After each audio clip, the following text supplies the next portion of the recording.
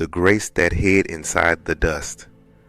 In the beginning, God formed man from the dust, and ever since, we've been trying to escape it. We feared the dirt, the breaking, the undoing. But grace has always lived there, quiet, patient, buried in what we call small. Dust is where creation began. Dust is where resurrection begins again. Because before God breathes life, He first kneels down into what the world ignores. I used to pray for glory, for light, for proof, for something that sparkled. But God kept bringing me back to ground level, to the slow and sacred work of humility, to the kind of grace that doesn't shine, it settles. There's a holiness that hides in the dirt, a divinity that disguises itself as ordinary. We don't see it because it doesn't demand attention. It simply waits for the one willing to bend low enough to find it. The dust has a memory. It remembers Eden. It remembers the voice that said, "Live."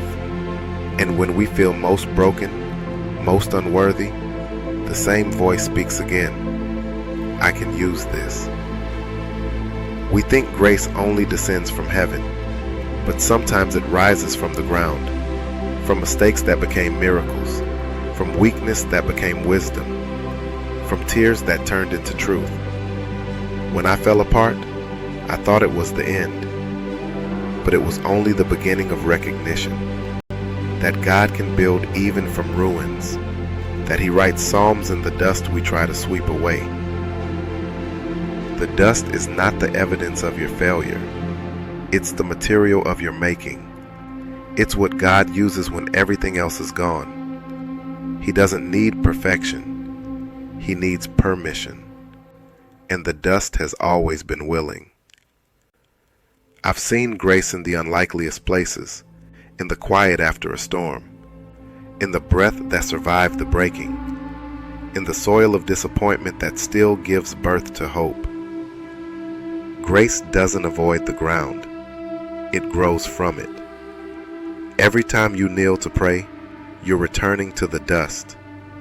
Every time you forgive, you're letting grace rebuild. And every time you rise again, you prove that resurrection doesn't come from strength. It comes from surrender.